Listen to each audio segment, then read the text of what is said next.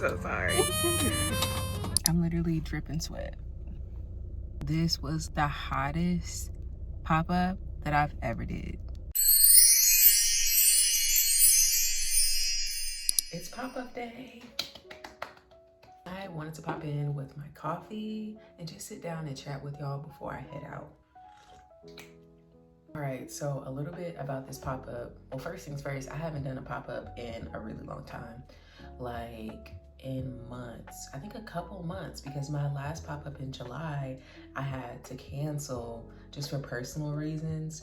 And yeah, it's been quite a while since I had my last pop-up. So as far as the location, this specific pop-up is gonna be at the same location where I had my mushroom festival pop-up, which was amazing. I think my total profit after all sales was like at least $1,200, which is insane. It was my best pop-up by far. It's also the same location as my Mother's Day pop-up, which was debatably my worst pop-up of all times. Yeah, so I am going in with an open mind. I really want to see if I still have a touch for pop-ups or if I've lost complete touch of it. I'm a little nervous. I feel like it's natural nerves because it's low-key kind of new.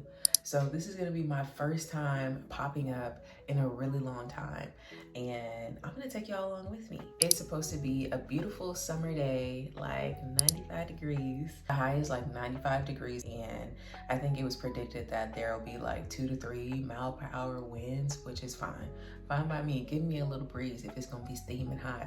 It's not like Texas heat, so I'm not mad whatsoever. I ended up getting this dress last minute because I wanted something cute to wear. I need to take the straps down, or this little side down, and I need to throw some earrings on. I have some bee earrings that I'm gonna be wearing because this is a bee themed event. I don't know if I told y'all, this specific event is called Sweet As Can Be or something like that, and it's a bee themed event. So I'm super excited to see all the vendors there who are local, who harvest their own honey, and people who are making bee themed items. I made a whole selection or a whole collection of bee themed items, and it's so cute. It's seriously so cute, and I'm debating on putting it on my Etsy. So if you want to see these on my Etsy, just go ahead and comment below so I can be sure to upload them for you. I wanted to make sure I get to the pop-up location a little bit early just so I can settle in before the crowd gets there, and also to make things because I didn't make nearly as much as I could have made just because I was short on time, and again, lost touch on how much I should make for a pop-up, etc., etc. And I'm going through the process of just eliminating things from my shop. So it was just a lot of trying to sort at the last minute. Last night, I just went to sleep. I was like, I'm not losing sleep over this, and I have to wake up early. I think right now it's almost 7:30, so I need to get going. Let me show y'all this little outfit that I have on real quick. It's a pink dress. I need to take this down and put my earrings on, but yeah.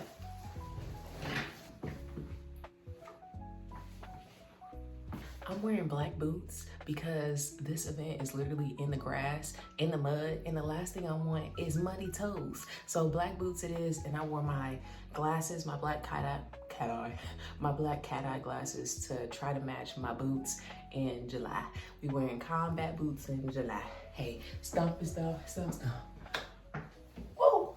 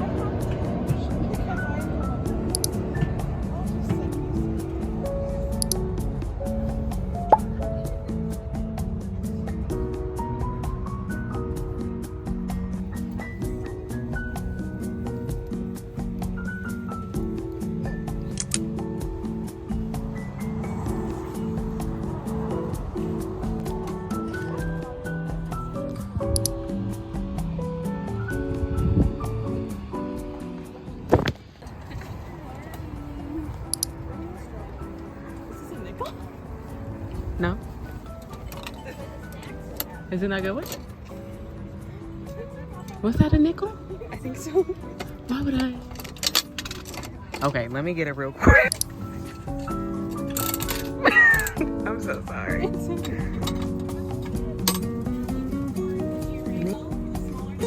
What you get? Yay! It's the $16 pairs, the Huggies, right over there.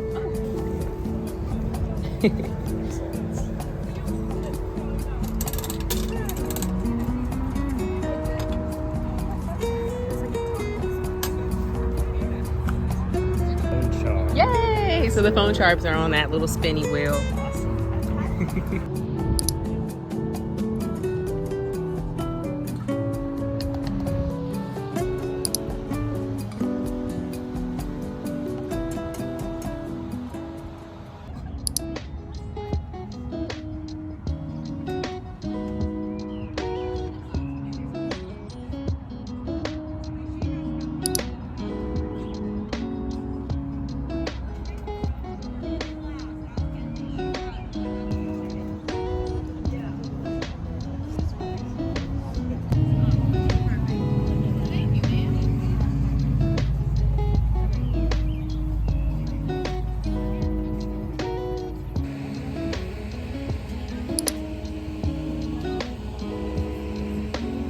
What brought you out today?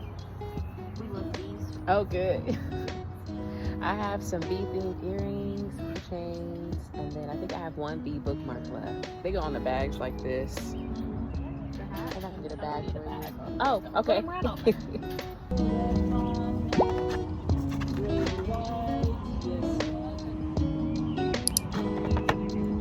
So you want keychain? Yes or no? No? You have money to pay me back.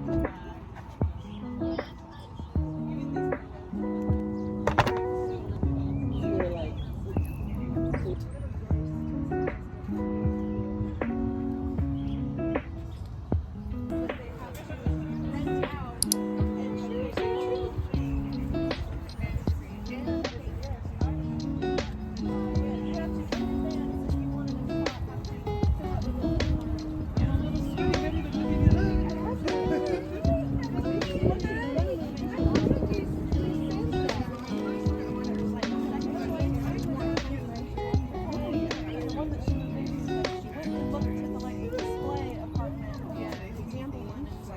Y'all, just doing a little check-in.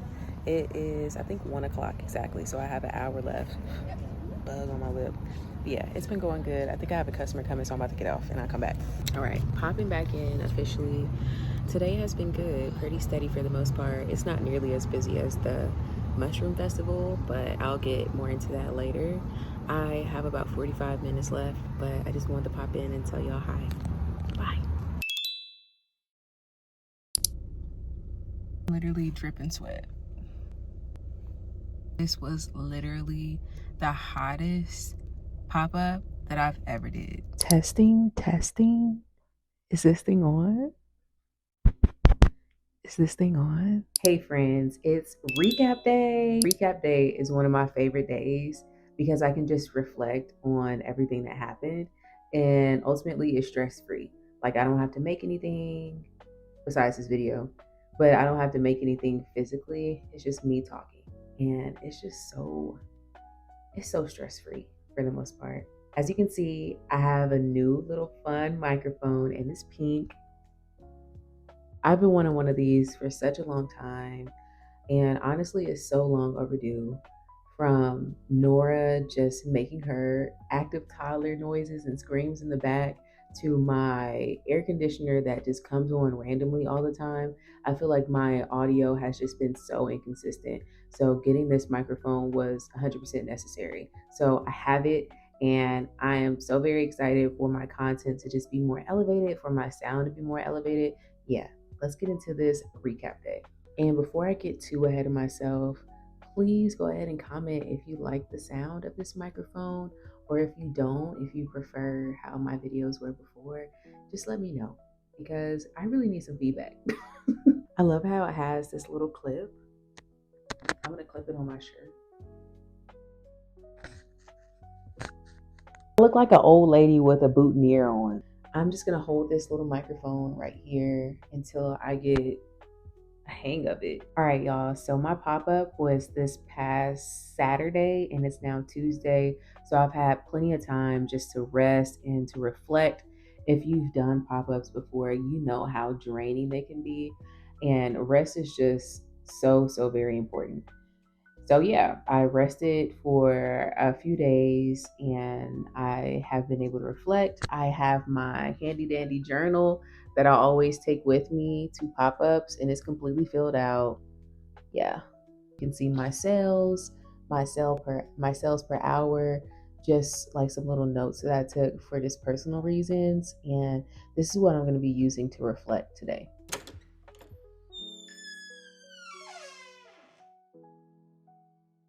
A few things that I'll be sharing with you all today is my best sellers, what I thought was going to sell and that didn't sell. What else do I have? My total number of sales, whether they were cash or through my Square system. And also, last but not least, how much I made, my grand total, how much I made. And I know that a lot of people really like to see this information. And often I try not to share because it just feels like I'm oversharing. But my primary goal is to help people who are wanting to do these vendor markets. Like, I want you all to set realistic expectations, not to compare. So what I make might be different from what you make. It all depends on what you're making, what you sell. Yeah, so I want you to take my total sales and how much I make with a grain of salt because it's all different and it's circumstantial. For me personally, I've had events where I've made like $1,200, and then I've had events where I am barely scraping the surface of my vendor fee. So I just want you to be mindful of that and just know that everybody's journey is different. Every pop up is different. Your location is a huge component to how much you can make and the potential there is to make. So, yeah, just be mindful and try your best not to compare your business to my business or any other small business owner who documents or vlogs. Just give yourself grace. Okay, jumping right into my journal. This pop-up was on August 3rd of 2024, which is this past Saturday, and it lasted from 9 a.m. to 1 p.m.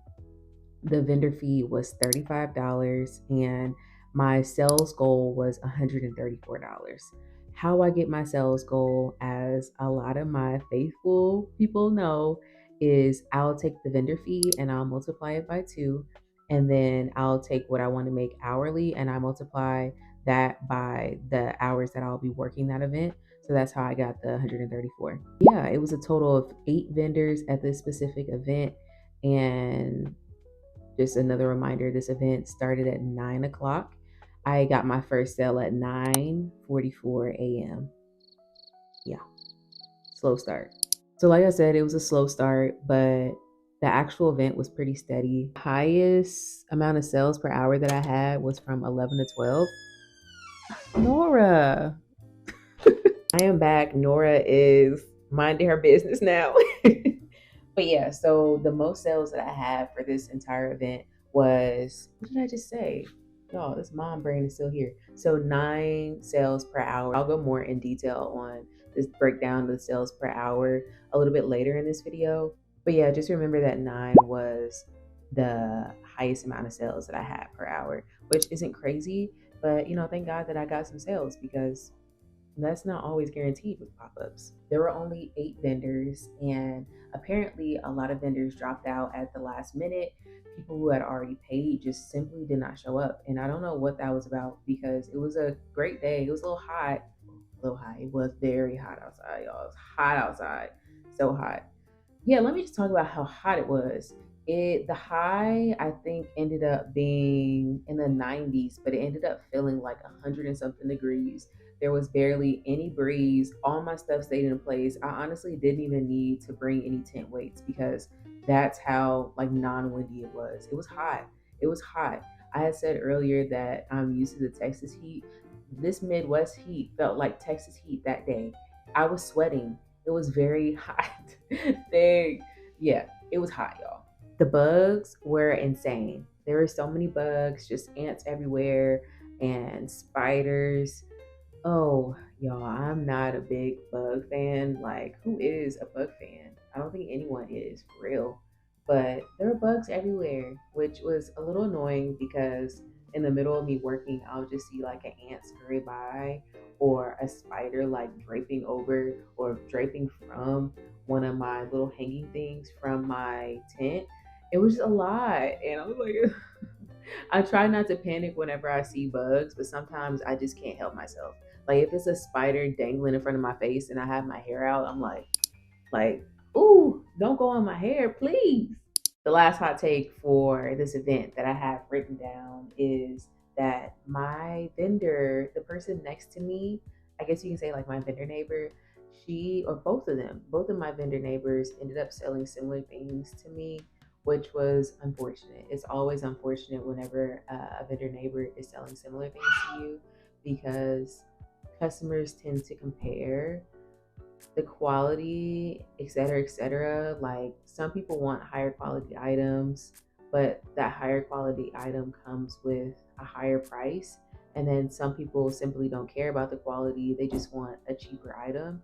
So that was something that I kind of had to see for what it was. Like all of my items now, all of my jewelry is hypoallergenic, stainless steel, and gold plated. So my price is a lot higher than jewelry that doesn't have that same quality, which I get, I understand. I know that I have my own target audience, but I also feel like this kind of issue could be avoided if the actual hosts were mindful of this. So with this specific event, it wasn't really much that the host could do because so many people did drop out, and the event spaces, like what the space that we're allotted, was based on a first come first serve. So whenever you get there, that's when you can set up your tent. So I got there right after my first booth neighbor, and I've seen her before. We've been side by side before, and it's just like I love your stuff. I know you love my stuff, but girl, we low key competitors, but we support each other. But yeah, low key competitors when it comes to customers because they're gonna see our stuff and see that we have a lot of the same items or similarly styled items, and customers pick and choose, which is, I get it. I've been there before. But it is hard whenever you are a vendor and you're having this kind of situation happen to you.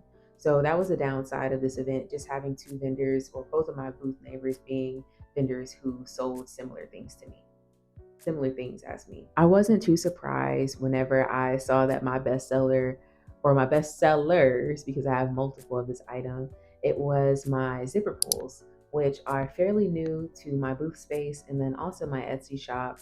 They are awesome. You can put them on your bag, your makeup bags, your backpacks, your purses. They're so cute and so convenient. At the last minute, I saw that I didn't have like a price indicator on how much they cost, and I couldn't remember how much I sold them for at my last pop up. So I ended up making like a last minute decision based on just like numbers I computed in my head. So I sold the zipper pulls for $3 each. And I also wrote on this little price indicator sheet that if you buy two, you can get them for $5, which was a crazy deal. So many people took advantage of this deal. And long story short, it ended up making zipper pulls being my number one seller, my best seller. The item that I thought was going to sell really well that didn't sell, I didn't sell any, was my claw clips, which was super rare. Brought 7, didn't sell not one. Stuff like that is always so surprising to me because every single pop-up literally is different. Like the customer base is different. What appeals to the different customers is always going to be different depending on the theme of the pop-up and honestly where the pop-up is located. So not selling my butterfly claw clips was a huge surprise, but just a lesson learned for me not to expect for my best sellers to sell all the time. So I've been filming this video for about an hour and a half. This has been such a hard video to film, this like little segment, because Nora has just been wanting her mama. So I'm about to rush it. So getting into the sales per hour, from 9 to 10, I made 4 sales. From 10 to 11, I made 6 sales. From 11 to 12, I made 9 sales. And from 12 to 1, I made 6 sales. That's totaling out to 25 sales. And 6 of those were in cash, and then 19 were with Square, or what you would call like online, I guess. But yeah, almost forgot how much I made total. So my final amount, like my grand total of how much I made was 200. Oop, let me go back and tell y'all what my sales goal was. I'm pretty sure I said it, but I want to circle back. So my sales goal was $134.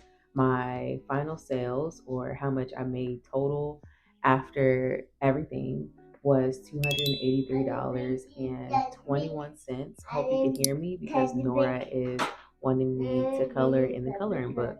And that's it, y'all. Just like that, the pop-up has came and went, and the recap is over. Full disclosure, I did want to share with y'all that ever since hitting 1,000 subscribers, it seemed like my channel has just been very stagnant.